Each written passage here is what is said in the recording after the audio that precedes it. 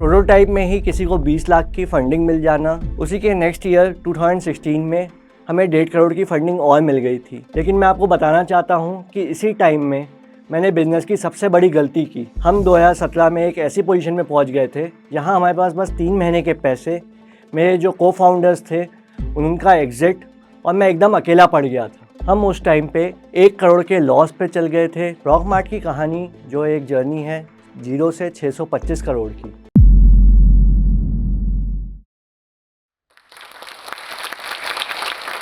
प्रॉकमार्ट की कहानी आज मैं आपको बताना चाहता हूँ, जो एक जर्नी है 0 से 625 करोड़ की, जो एक जर्नी है 20 लाख की फंडिंग से 325 करोड़ की फंडिंग की। ये कहानी है जब सारे रास्ते बंद हो जाते हैं तो एक अच्छी टीम और क्लाइंट से फीडबैक पाके आप कैसे एक कंपनी बिल्ड कर सकते हैं। नमस्कार, मेरा नाम अनीश पोपली है। मैं प्रॉकमार्ट का फाउंडर हूँ। प्रॉकमार्ट यानी प्रॉक मतलब प्रोक्योरमेंट, जो अपन खरीदी की बात करते हैं। हम एक लार्ज मैन्युफैक्चरिंग प्लांट में जितने भी स्पेयर पार्ट्स लगते हैं उसे हम एक बड़े क्लाइंटों को, हम एक बड़े मैन्युफैक्चरिंग प्लांट को बेचते हैं। और मार्ट क्योंकि हमारे पास 5,000 से भी ज़्यादा सप्लायर जुड़े हुए हैं। साल 2013 से 14 इस समय मैं अपनी इंजीनियरिंग और एमबीए कंप्लीट कर चुका था। मैं एक बड़े ऑर्गेनाइजेशन बीएचईएल जैसी मैन्युफैक्चरिंग कंपनी में काम कर चुका था। मैंने इस समय सोचा कि मुझे एक छोटी सी कंपनी, एक स्टार्टअप से काम करना है और एक फाउंडर के साथ काम करना है। जब मैं उस फाउंडर के साथ काम किया, मैंने एक स्टार्टअप जॉइन की बड़ी कंपनी छोड़ के, तब मुझे कंपनी का एक होलिस्टिक व्यू, एक संपूर्ण मुझे how a company works I was able to understand.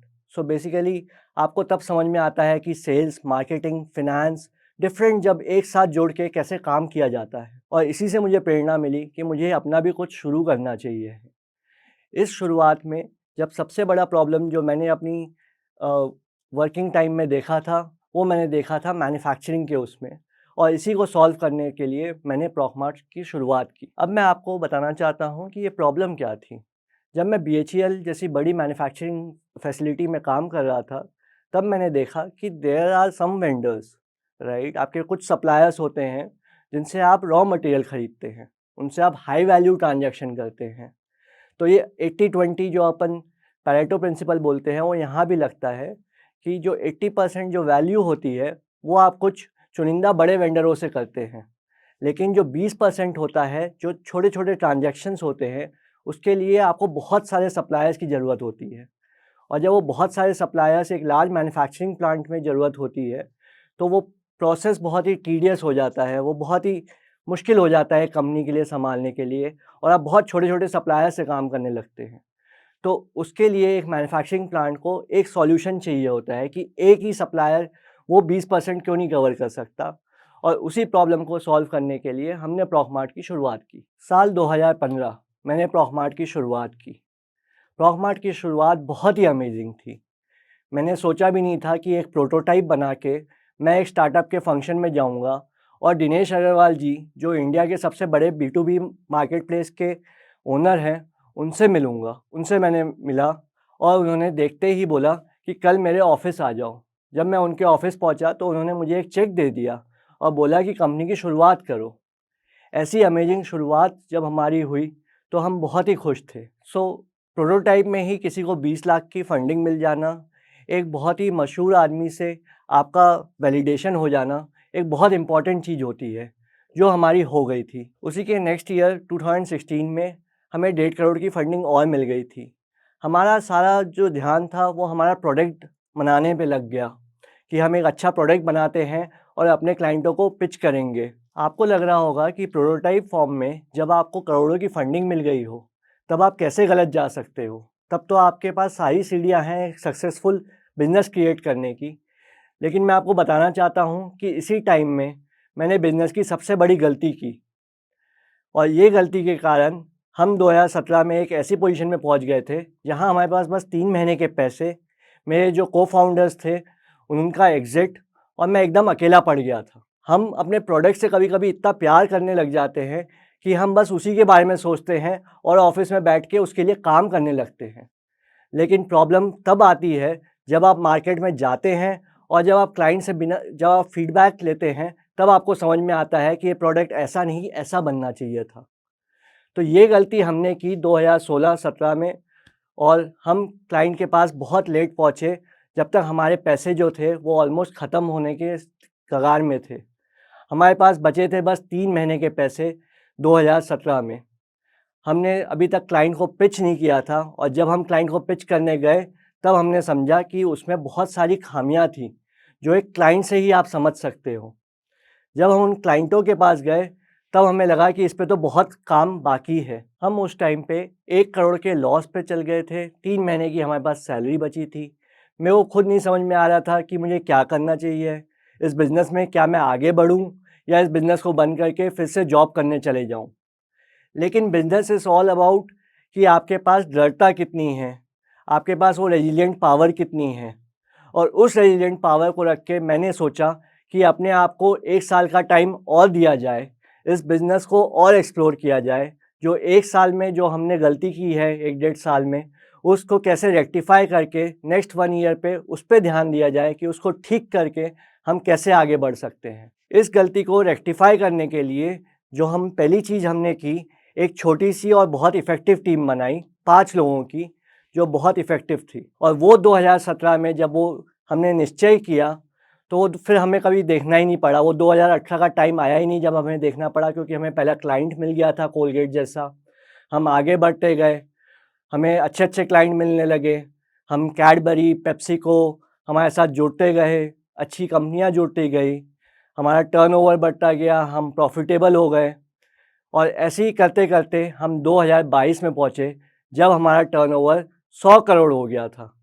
आप सोच सकते हैं कि एक लॉस में चलती हुई कंपनी, ज़ीरो टर्नओवर वाली कंपनी को हमने कैसे 2022 में स्लोली एंड ग्रेजुअली बनाया। जब हम ये बना रहे थे, हमारे दिमाग में बस 2 ही चीज़ें थी कि हमें क्लाइंट को सबसे ऊपर रखना है। हमें उनसे लगातार फीडबैक लेना है कि हम क्या करें जिनसे उनकी प्रॉब्लम सॉल्व हो। और एक-एक क्लाइंट जो आपके बड़े क्लाइंट होते हैं, वो आपको सिखाते हैं कि बिज़नेस में आप वैल्यू कहाँ ऐड कर सकते हैं। हम उस वैल्यू एडिशन वो हम उनसे लेके हम आगे बढ़ते गए। 2017 से 22 की जर्नी में सबसे इम्पोर्टेंट चीज़ हमने ध्यान दी कि हम कोई भी जब प्रोजेक्ट लेते थे, तब हम उसका ब्रेक इवन पॉइंट देखते थे। आप कोई बिज़नेस स्टार्टिंग में लॉस से नहीं कर सकते। आपको कुछ रिसोर्स लगाने पड़ते हैं जिससे आपको आगे बढ़ना होता है। लेकिन आपको ये मेक श्योर करना पड़ेगा कि आप उसका ब्रेक इवन पॉइंट देखें। क्या आप वो 3 महीने में उसको प्रॉफ़िटेबल कर सकते हैं उस बिज़नेस को? क्या आप एक कोई नया सेंटर खोलते हैं तो आप उसको 3 महीने में प्रॉफ़िटेबल कर सकते हैं? यही करते-करते हमने 2017 से 22 में, जहाँ हमारे बस पुणे और दिल्ली में थे, हम 10 सिटीज़ तक पहुँच गए। हमने मेक श्योर किया जिस सिटी में हम जाते थे, 3 महीने में उसको प्रॉफ़िटेबल कैसे करना है, उसको हमें छोटे-छोटे बेबी स्टेप लेके आप कैसे एक कंपनी को प्रॉफ़िटेबल बनाते हैं, उस पे हमारा बिल्कुल ध्यान रहा था। 22 में हम 100 करोड़ के रेवेन्यू में पहुँच गए थे। हमारे पास बहुत अच्छे-अच्छे क्लाइंट आ गए थे। जैसे मैंने आपको बताया, इनिशियली ही हमारे पास कोलगेट, कैडबरी, पेप्सिको, फिर यूनिलीवर, पीएनजी। आप ऑटोमोबाइल में देखेंगे तो हमारे पास दाना, हरमन, बहुत बड़ी-बड़ी फॉर्च्यून 500 कंपनीज़, वेदांता जैसी कंपनीज़ हमारे साथ जुड़ गई। हमने ये देखा कि हम एक बहुत ही रिस्पेक्टेबल और एक अच्छी पोजीशन में पहुंच चुके हैं। हमारी नेक्स्ट जर्नी जो थी, वो अब 100 करोड़ से आगे की थी। हमारी जर्नी थी कि 10 जगह से 10 सिटीज़ से हम 40 सिटीज़ में कैसे पहुँचे। लेकिन बिज़नेस को पैसे की ज़रूरत होती है। हमें उस टाइम लगा कि हमें पैसा चाहिए है, लेकिन मुझे खुद फंडिंग से डर लगने लगा था, क्योंकि फंडिंग जो है मुझे लगने लगा था कि आपको करप्ट कर देती है, जो मेरा प्रीवियस एक्सपीरियंस था। लेकिन मैंने बहुत अपने मेंटरों से बात की और मेरे को ये समझ में आया कि आपको फंडिंग तब लेनी चाहिए है जब आपका कॉपी एंड पेस्ट मॉडल हो। जब बस जर्नी हो कि 10 से आपको वो रेप्लिकेट 40 सिटीज़ में कैसे करना है, आपको वो आपके 15 क्लाइंटों से 100 क्लाइंटों तक कैसे पहुँचना है। तब आप फंडिंग लेने के लिए, जब आप फंडिंग लेंगे तो आपको सबसे अच्छा रिज़ल्ट मिलेगा। तो इसलिए हमने 2022 में अपनी सीरीज़ ए फंडिंग ली, जो हमने कुछ $10 मिलियन की ली थी। 2022 में जब हमने $10 मिलियन की फंडिंग रखी, तब मेरा दिमाग एकदम क्लियर था कि इस बार फंडिंग से करप्ट नहीं होना है। इस बार हमें मेक श्योर करना है कि जो हम सही करते आए हैं वो हम सही करते आए, और जो हमने गलतियाँ की वो हम अगेन नहीं करें। इसी चीज़ को लेते हुए हम अगेन छोटे छोटे प्रोजेक्ट्स लेने गए। हम 10 से 25 सिटीज़ तक पहुँचे। 2024 तक हम हर एक सिटी बनाते थे और हम 3 महीने का टाइम रखते थे उसको प्रॉफिटेबल होने में, और वही प्रॉफिटेबल ग्रोथ को हम फंडा लेके हमने 10 से 25 सिटीज़ में रेप्लिकेट किया। फंडिंग के होने से हमारी ग्रोथ के विंग्स बढ़ गए थे। हमने 100 करोड़ से 200 करोड़ नेक्स्ट ईयर ही कर लिया। हम 2023 में 200 करोड़ के टर्नओवर पे पहुंच गए, और नेक्स्ट ईयर हमने एक बड़ा ख्वाब देखा कि अब ट्रिपल करना है, और उसी को चलते चलते हमने अपनी सारी एनर्जी और एक्सपेंशन में लगा दी। हम जो 80 एम्प्लॉय थे वो हम 300 एम्प्लॉय तक पहुंच गए 2023-24 में, और हमने मेक श्योर किया कि हम डिफरेंट सिटीज़ को जल्दी कैप्चर करें। इसी के दौरान हमने मेक श्योर किया कि हम प्रॉफिटेबल थे वो हम जर्नी कभी ना छोड़ें और उसको आगे बढ़ाते रहें। 2023-24 में हम इंडिया के बाहर मलेशिया और इंडोनेशिया में भी अपना काम स्टार्ट करने लगे, और हमारा यही था कि यही बड़े क्लाइंट जैसे कैडबरी है उनके साथ हम वहाँ पे कैसे काम करें, यूनिलीवर है उसके साथ हम इंडोनेशिया में कैसे काम करें। और हमने यही मेक श्योर किया कि हम जब भी कोई सिटी खोलेंगे हम उसको प्रॉफिटेबल ही रखेंगे।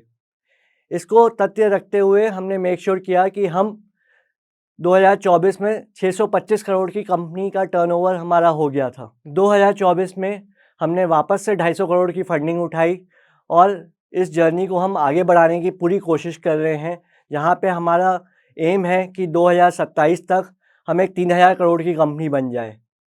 इस जर्नी में जो मेन चीज़ हमने सीखी कि आपके पास एक अच्छी टीम हो और आपके पास क्लाइंट का सही फीडबैक आप यूज़ करते रहें तो आप एक कंपनी को आगे बढ़ा सकते हैं। आज 2024 में हम इंडिया में 30 सिटीज़ में, बाहर 2 कंट्रीज़ में 4 लोकेशंस में हैं।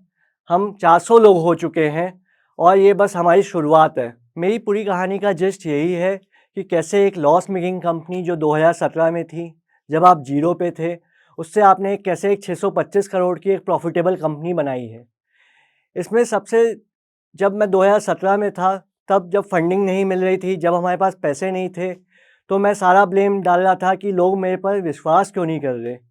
लेकिन उससे मुझे एक सबसे अच्छी बात सीखने को मिली कि जब आपकी भगवान नहीं सुन रहा तो हो सकता है भगवान के पास एक कुछ बड़ा रास्ता हो आपके लिए, और वो रास्ता भगवान ने दिखाया कि कंपनी को प्रॉफिटेबल बना के आप कैसे बढ़ सकते हो, rather than depending on someone else money. तो इसके लिए आप बेसिकली काम करें और अपने पे विश्वास रखें, धीरे धीरे बिल्ड करें। देखिए, बिज़नेस कोई जल्दी में नहीं बनता है, टाइम लगता है, और आपको वैसे ही धीरे धीरे आगे बढ़ना होता है। इंडिया में स्टार्टअप और नए बिज़नेस काफ़ी इम्पॉर्टेंट है, एक देश की प्रगति के लिए, एक एम्प्लॉयमेंट जनरेशन के लिए। और हम देख रहे हैं बहुत बड़ी बड़ी कंपनियां स्टार्टअप से जनरेट हो रही हैं, जो इस देश को आगे ले जा रही हैं in terms of employment also and GDP also. मेरा मानना ये है कि मैन्युफैक्चरिंग में भी बहुत आगे बढ़ने का स्कोप है इंडिया के पास, और अभी चाइना +1 स्ट्रैटेजी के बाद इंडिया में ये मैन्युफैक्चरिंग का वेव आना है। लोग मैन्युफैक्चरिंग ज्वाइन नहीं करना चाहते क्योंकि वो डेस्क में जॉब चाहते हैं, बट मेरा मानना है कि अगर इंडिया को ग्रो करना है तो हमें अपने डेस्क को छोड़ के एक प्लांट में काम करना पड़ेगा, उसकी प्रगति देखनी पड़ेगी, बहुत हाईटेक प्रोडक्ट्स बनाने पड़ेंगे। तो मैं सारे यंगस्टर्स को ये प्रेरणा देना चाहता हूँ कि आप मैन्युफैक्चरिंग में जाइए, आप आगे बढ़िए। ऐसा नहीं है कि मैन्युफैक्चरिंग में मज़ा नहीं है। जब आप एक आइटम को बनते हुए देखते हैं, एक प्रोडक्ट को बनते हुए देखते हैं, तो वो जो जोश होता है वो अलग ही होता है आपकी आंखों में। जब आप अपने लो पॉइंट में होते हैं तब कभी कभी आपको पॉडकास्ट, कभी कोई बड़े आदमी से इंस्पिरेशन बहुत इम्पॉर्टेंट होती है, और वही जोश टॉक के माध्यम से मैं आप लोगों को देना चाहता हूँ। और ये माध्यम बहुत मेरे भी काम आया है। जब मैं अपने लो पॉइंट में रहता था तब इन्हीं वीडियो को देख के, तब यही इंस्पिरेशन देख के आपको मिलता है कि बड़े लोगों ने बिज़नेस कैसे बिल्ड किया। आदमी को एक छोटी सी चीज़ कभी क्लिक कर जाती है किसी इम्पोर्टेंट आदमी के, मेंटर्स के बाद से, और वही आपको आगे ले बढ़ती है।